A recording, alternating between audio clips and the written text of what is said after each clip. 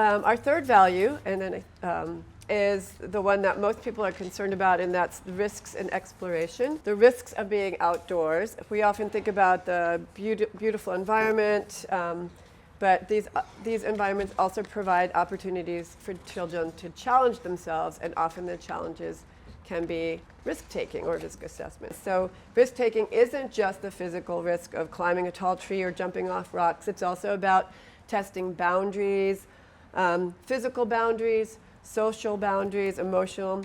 Children are testing themselves and understanding their own bodies with the physical, but sometimes it's also risk-taking in the social. Like, how do I join this game? How can I contribute in this project? How can I'm not comfortable pushing that wheelbarrow. What can I do? Those are psychological or social risks that there's an opportunity for. And in this kind of environment, there are many jobs that the children can find themselves doing in order to become part of the group, because it's open-ended material, so they can find a way to join in. And this is what when we talk about risk-taking, this is what it might look like in our classroom. It might look different in everybody's space, but what risk-taking for us looks like this.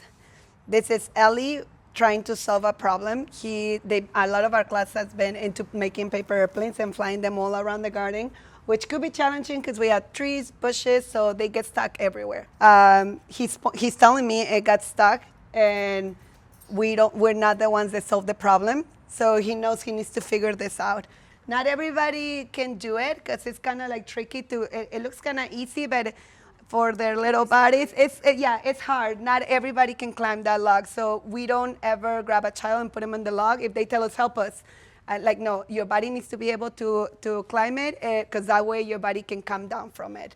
So you don't need somebody else to grab you in and out. So until your body's capable, if they ask me, could you hold my hand, I will give them a support of, like, I can give you my hand. And also to calm down, like, if it needs support. So that's why they know that a teacher has to be there.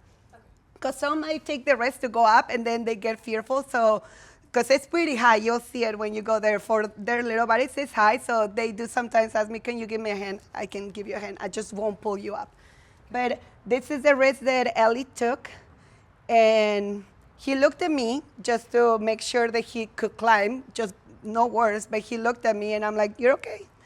You can do it, because he thought I can climb the log and the stump and go and get my paper airplane. She's close enough so that at any point she could intervene if she had to. But you don't have to be like... No, she's just standing. No, and I'm trusting his casual body, because his body is telling me, you can even see it in the pictures, his body is ready to do this move. He has his knees are bent. He's not going flat, going like that. Like if I see a child like that, I'm going to immediately intervene, of course.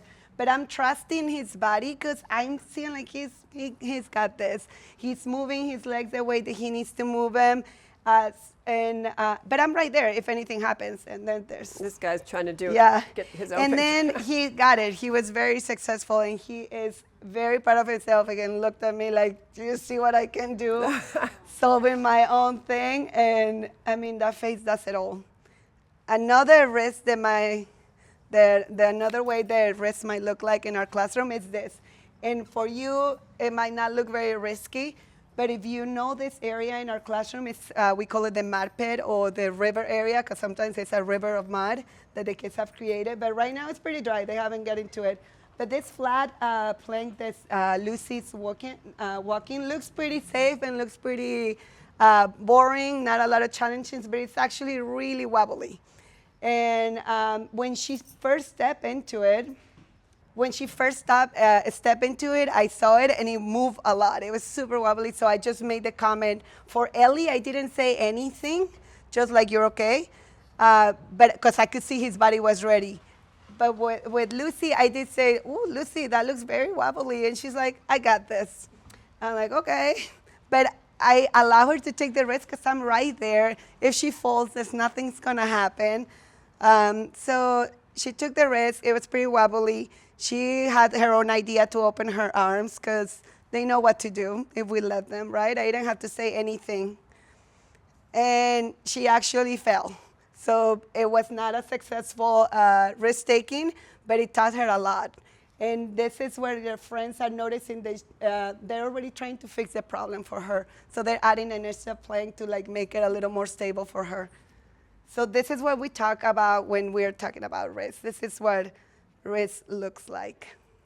This is another type of risk that not a lot of teachers are comfortable with because she's upside down. We have, you don't see that, but it's 2 mats underneath it. So if she falls, she's gonna be okay. But also, I know this girl. She's very confident, very athletic. I've seen her do pull-ups on those rings for 6 weeks, 5 weeks already. So I, again, trust her body. But there's another teacher, we are 4 of us circulating around the classroom, that is not very comfortable with that.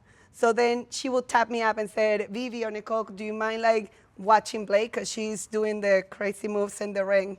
So then we will go and tap each other. So there's always tons of dialogue and reflection about what are we comfortable. 4 teachers for 18 kids. For 18 kids. Well, one so of it's the very, teachers is a garden teacher too. Yeah. She stays there. yeah, the garden teacher stays there. That's eyes Yeah. on the group. Yeah. It's a lot of supervision. A Yes, lot it of is. supervision, yeah. And then Well, you're it's- gonna see the classroom when you go in there. It has an illusion of privacy for the children because there's tons of bushes and tons of green areas and little nooks that they think they're in the private world. They think nobody can see them, so they can explore and have their crazy imagination going.